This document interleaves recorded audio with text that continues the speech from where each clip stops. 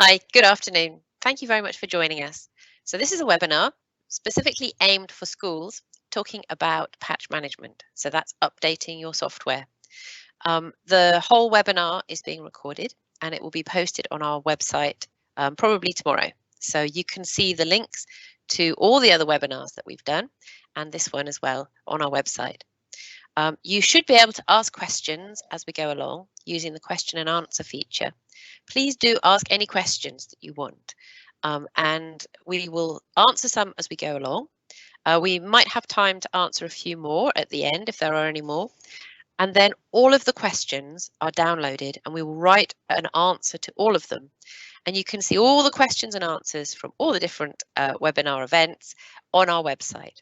So if you go to iasme.co.uk, you can see guidance for schools, and at the bottom of that page, you'll see the links to the webinars and all the questions and answers. If you have any other further questions, you can always ring us or email us, and we'd be happy to answer your questions. I mean, there is always a limit as to how much we can say on these webinars. If you need more detail, please do contact us. So today I have with me Neil and Andy from our technical certification team. Neil will be in the background answering your questions as we go along, and Andy will be doing the presentation today. So without further ado, I'll hand over to Andy. Thank you, Emma. Cheers. Good afternoon, everyone. Thanks for joining us today. My name's Andy, and I'm a member of the tech team at IASME, as Emma said. I'm also a school governor and going through Cyber Essentials myself at the school, a small primary school in Worcestershire. And we're going to go forward with this presentation on security update management. So it's a shorter 15 to 20 minute presentation today. But just because it's shorter, it is probably, don't underestimate the importance of it. This is probably the most important one that will have the greatest outcome on both financially for the school, biggest impact financially, possibly, and also biggest impact on whether or not you could pass the assessment potentially. So even though it's a shorter presentation with less to cover, it is a lot more. It is very important. It's also could be known as patch management. So we've just had a change. What's happened with the scheme is there's been a change, and that's coming into effect as of the 26th of April. So depending on when you apply for your Cyber Essentials, the question set could call this section Security Update Management if you apply for it after next Monday. However, if you've already applied for it and you're starting answering those questions, it will be known as patch management. Okay, so it's the same thing.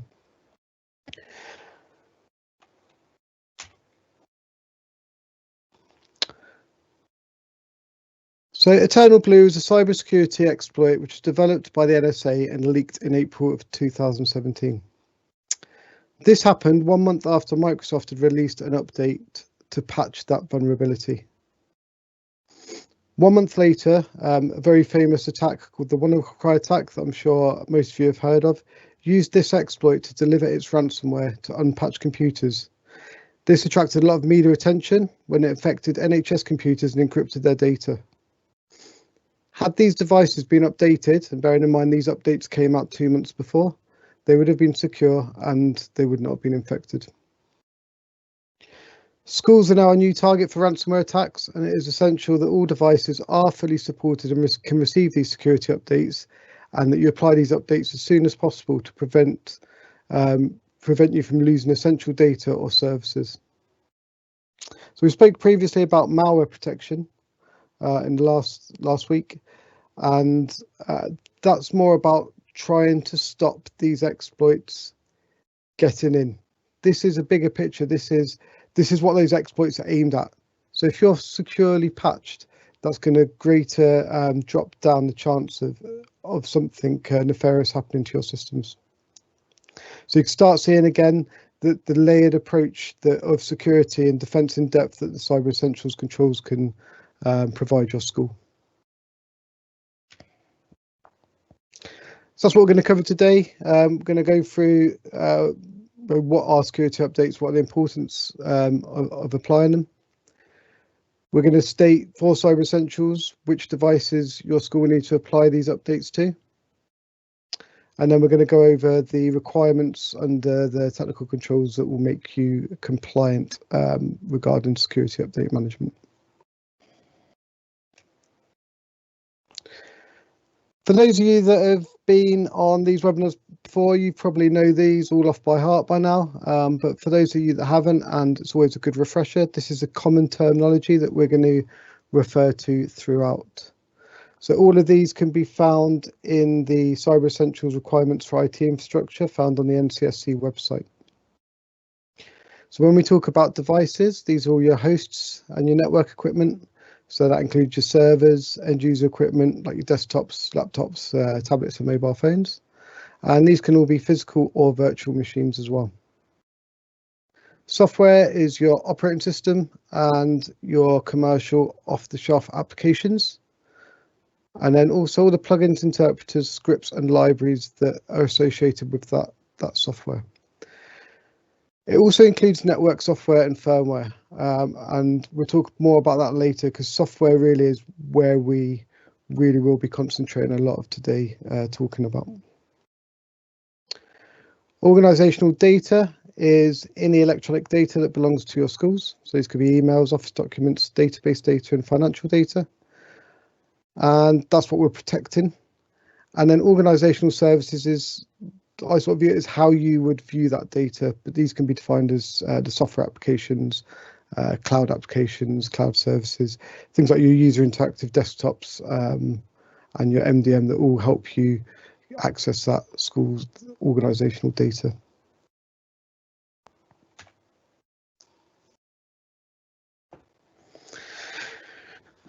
So security updates then, any device that runs software will contain security flaws, which are known as vulnerabilities, and these are generally pushed out with the software from you. Nothing's perfect at release. I'll give you some stats here. For every 1,000 lines of code, there are approximately 1 to 15 errors in. Now, you might think that that's not many out of 1,000 lines of code, but if you think that each one of those errors can become a vulnerability, and Windows 10 has 10 million lines of code, you can see there how wide open you could be, especially for these new operating systems that come out. That doesn't mean to say that you have a really old operating system that's had all of the security updates and patches applied to it, that you're safe. That just means that there's nobody monitoring that anymore and providing those fixes for you. So they're still going to have vulnerabilities in there. So product vendors will provide these fixes for vulnerabilities that they identify only if they're still in support in the form of software updates. And these can be known as patches or security updates. These may be made available to customers immediately or on a regular release schedule, which could be something like a monthly release schedule. They will generally let you know what they have fixed in the update. And if you think about it, this could be a real goldmine to potential attackers. So they release these patches, they tell you what they've patched or what they've updated, and they will tell you a brief description of why they've done that, so what the vulnerability was. These attackers, as soon as they get this information, will turn this into an exploit as quickly as they can, looking for those high and critical updates that they've applied. Because if you've got a high or critical update, that generally means that something really bad can happen, but also it's pretty easy to get to it. Updates apply to both software and devices. So when we say devices, these could be things like your firewalls and your desktop computers and laptops. For devices, these software updates would be called firmware updates. So when we talk about all your updates, it's not just your operating system updates, it's also your firmware updates, making sure they're all up to date. As I said at the beginning, probably one of the things that as schools, you're thinking if you've got out-of-date operating systems, this is going to be something that's pretty costly and pretty unachievable against your budgets. But if you work out the cost of updating a device and software compared to the cost of a breach to your school, it could be a significant saving in terms of your reputation and financial damage. So GDPR, we're still subject to GDPR even though we've left the EU, or we're still subject to those laws. The fine is a maximum of £17.5 million or 4% of annual turnover, whichever is greater. So some fines that happened last year in the UK. So these are UK companies, but these figures are in euros. A couple of the big hitters were Marriott International got fined 20.45 million, and British Airways got fined 22.04 million. Smaller companies, so a little pharmacy, so not a big chain pharmacy, but a small independent pharmacy got fined €320,000. All of these fines on the report, it was said that the reason they got fined was down to insufficient technical and organisational measures to ensure information security. So these are what we're trying to protect against with these Cyber Essentials controls, and in particular when we're talking about security updates. No schools in the UK have been fined at the moment. However, schools in other countries have been fined. So I'm not saying it's going to happen, but the fact that schools are being asked to look into doing schemes like Cyber Essentials would suggest that maybe the ICO is looking at schools in general, especially given the significant amount of attacks that have been facing schools this year.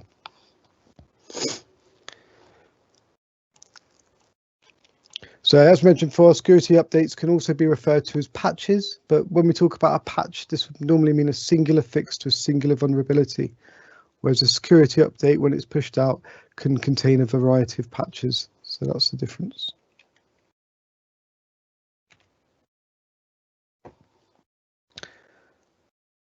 So what are we going to apply these controls to then? For your schools, we're looking at your web, email and application servers, your desktop computers, your laptop computers, your tablets, your mobile phones, and then your firewalls and routers. So when we said about those firewalls and routers earlier, we were talking about your firmware upgrades in particular to those, as well as your desktop and laptop computers.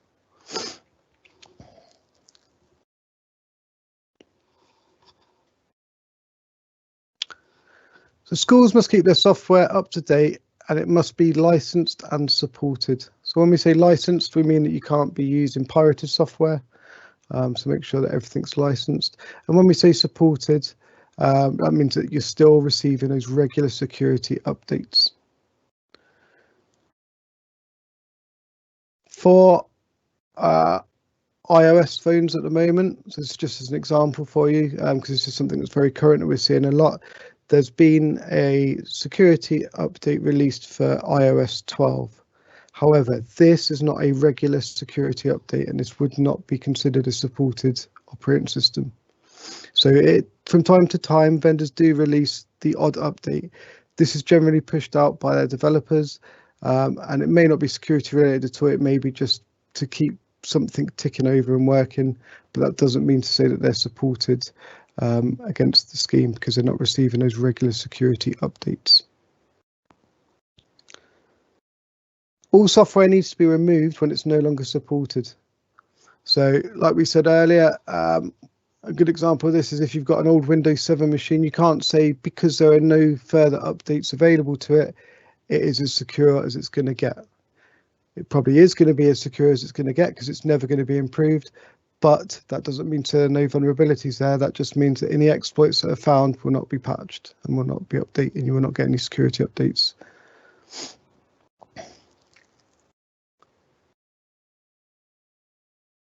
Need to have automatic updates where possible. And when we say where possible, this means if you have an operating system that allows you to do update, for example, Windows updates, will allow you to do Windows Auto Update, you should have this applied.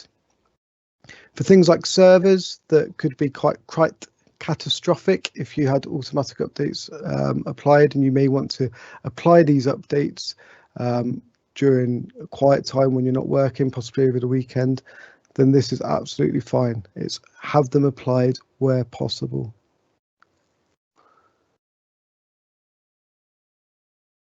It's important that all security updates that are high or critical or unknown are installed as soon as possible. So if you can't have those auto updates turned on, it needs to be done within 14 days, which is considered a reasonable timeline where any longer would constitute a serious security risk. However, any shorter time than that may not be practical. Like I said before, if possible, we should be doing it immediately.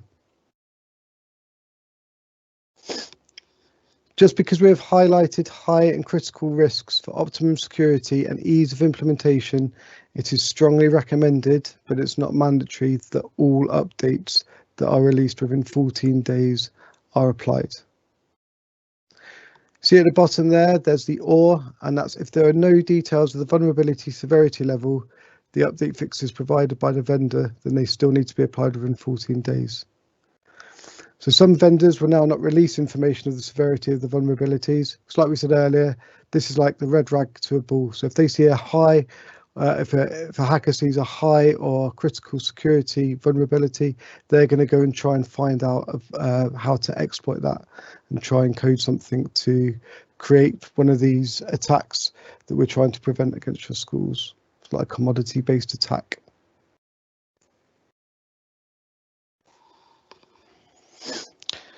So again, vendors may not release for bundled updates whether these are high or critical updates. They do not want to highlight a vulnerability that's potential to attackers. So in this case, if no severity is given, all updates must be applied within the timeline. And we've discussed what a security update is. So it's like a bundle of patches. And some vendors do prefer to release these for multiple issues with different severity levels as a single update.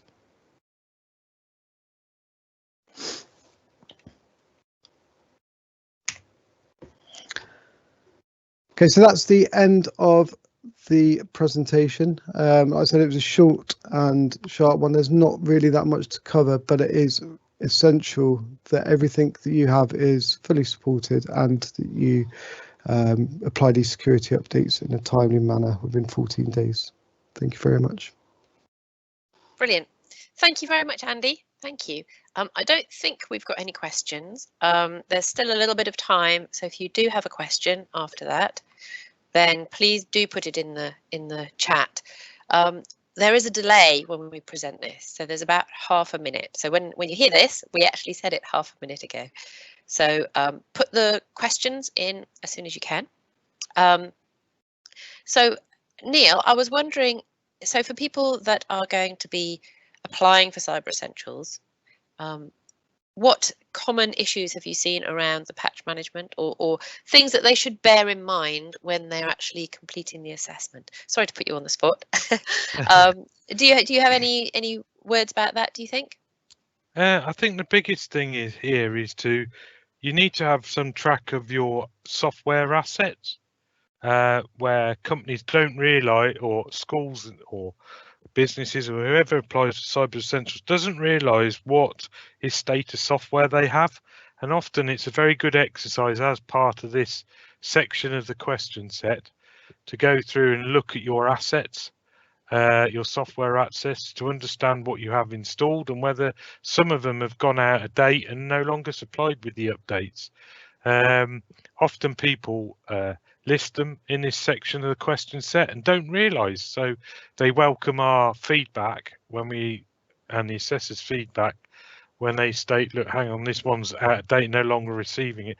So it's important, if you do get those that crop up, that you do remove them as soon as possible, because the way to think about some of these software is a little bit like a sieve, and these patches and updates that come out are there to block the holes up, to stop them.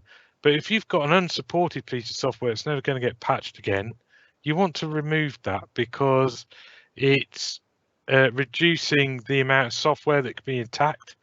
So this is a worthwhile exercise anyway, and we would recommend anybody. But yes, to do your patching on a regular basis and to be checking whether you've got supported software and whether it's gone out of date is a very worthwhile exercise.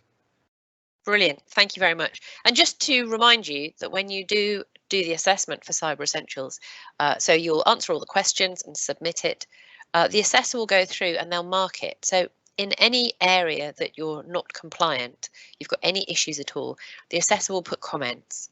And if that means that you fail, you still have 2 weeks to read all the comments, make any changes, and then resubmit. So you do get feedback on any areas that aren't ready yet for Cyber Essentials, and you do have time to do it.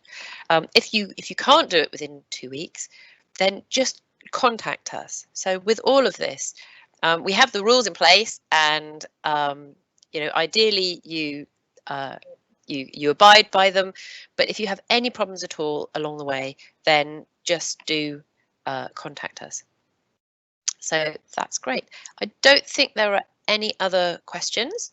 So given that, then we will finish the webinar. I will just copy and paste the link. Here is the link to the feedback form. So this is the feedback form that the Department for Education would really appreciate if you could fill in about this webinar. And we're using it, we're finding it really valuable ourselves, actually, for getting feedback on actually what people want to hear in the webinar. So thank you very much indeed. Please do complete that webinar. You can see the whole webinar again tomorrow from our website. And thank you very much again for joining us.